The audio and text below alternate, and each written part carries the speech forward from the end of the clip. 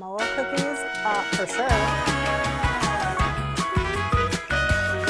Hey everybody, Crystal Bodger here. Thanks so much for joining us. We are doing a series right now that is all about Girl Scout cookies. So if you haven't checked out our chocolate keto thin mint Girl Scout cookies, then make sure to go do that. I'll make sure to link it down below. In today's episode, we are going to be doing some Samoa Girl Scout cookies, and they are so good. For real. You're gonna want to eat all of them. So thanks for joining us. Let's get started. Here is all the ingredients that we're going to be using. So now for sweetener, I always use erythritol monk fruit sweetener when I am doing any baking.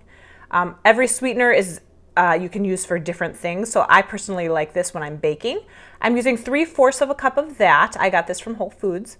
I'm using some Kerrygold butter, 6 tablespoons, and you want to make sure that it stays cold. 1.5 cups of some almond flour. I'm using 1 teaspoon of some xanthan gum, some vanilla, 1 teaspoon of vanilla, 1 teaspoon of some baking powder, and then 1 egg. Okay, let's whip this up. All right, so I put my 1.5 cups of almond flour in here. We are going to add some of the butter, just because I like to have it in some layers. And then we're going to do 1 teaspoon of the xanthan gum. All right, I'm gonna do the 1 teaspoon of baking powder. Then I'm doing the 3/4 of a cup of sweetener. Ooh, it's gonna be full. Do the rest of the butter. All right, I'm going to also be adding the vanilla, 1 teaspoon of vanilla. Or if you're like me, you can just dump it.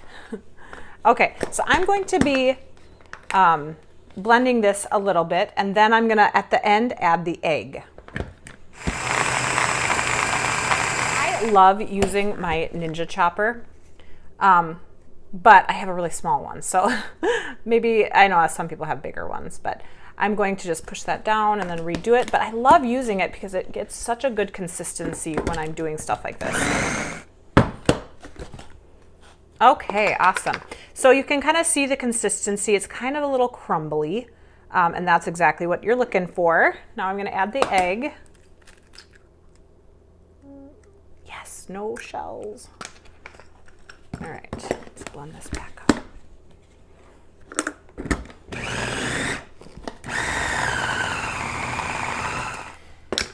So the last part of this, when I finish it out, I'm gonna take it out of here, and then I'm just going to kind of stir it a little bit more with my hands to make sure that it's all combined. And then I'm gonna put it on some parchment paper and put it in the freezer a little bit, but first I'm gonna kind of shape it before I do that. So as you can see, some of the stuff on the bottom didn't quite get mixed good, so I'm just gonna mix that with my hand a little bit, kind of incorporate it. And then I'm going to make this into a log so that it's a little easier to cut into the perfect cookie dough size. Okay, is that all mixed? Good. Okay, let's kind of just try to form this a wee bit.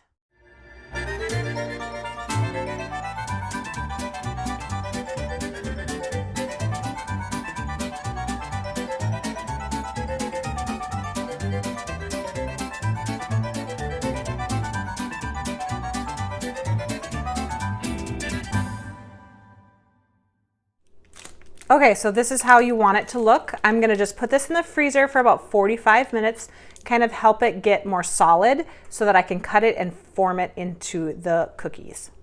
So I just pulled this out of the freezer. We are going to unwrap it. Ooh, that looks beautiful.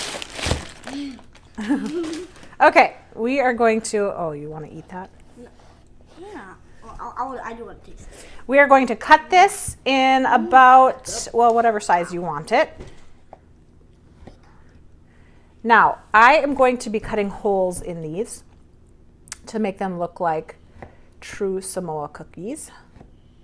I'm just using one of my frosting tips, and it made a perfect hole. All right, there you go, buddy. Wow, that looks like a donut. does kind of, doesn't it? But you can use anything to make it cut. So here's the ingredients that we need for the caramel sauce to go on top of the Samoas. We're going to start with 4 tablespoons of some grass-fed butter. We're going to be heating that up on the stove and let it brown. Then we're going to add in 6 tablespoons of some heavy whipping cream and about a half a cup of some Allulose. And then once it's all cooked and cooled down a little bit more, we're going to add in a cup of some unsweetened shredded coconut. So you can kind of see the butter begin to brown. I've just lightly been melting this over the stove. Now I am going to add the sweetener. We'll mix this all together. And then I'm also going to be adding the heavy whipping cream. And I'm going to just cook this for maybe about 5 minutes. And then after that, I will add in the coconut. So it's finished cooking. I added the scoop of some coconut, shredded coconut, and then I'm going to let it completely cool down before I put it on top of the cookies. Okay, so I let this mixture cool down quite a bit. So the consistency is a little different. It's not quite as liquidy. I let it cool down a lot, probably like 10 minutes. And then with my cookies, I actually made another batch because I didn't roll them out small enough. And then what I also forgot to mention was to, after you cut the cookies and kind of put the holes in them, put them back in the freezer for about 10 to 15 minutes because that actually, they needed it. Otherwise, what happened was to the cookies, the other cookies that I cooked, they unfortunately spread super, super big. They were just too big. So that's why I was like, well, I'm gonna redo these. Okay, so I put about a tablespoon of topping on. And then I am going to do that to all of them. And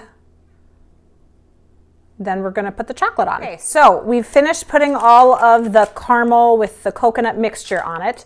Now I'm grabbing some heated chocolate chips or some melted chocolate chips with some coconut oil. I just put in about maybe a half a cup, 3/4 of a cup of chocolate chips, maybe a tablespoon of coconut oil, and then I heated it up in the microwave in 30-second increments. Okay, so now what we're going to do is we're just going to cover the bottom of it lightly. Kind of let it drain off. Well, maybe I'll do a little bit more than that. And then at the end, I'm going to drizzle it with the chocolate too. And then I'm going to set these in the freezer to set. Make sure that the chocolate is completely not melted. The chocolate is completely solid again. Oh, these look so good. All right, so once you do the bottom, you can just take it and maybe I'll use a spoon and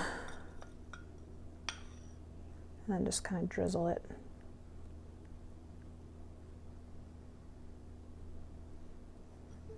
Right? These look so good.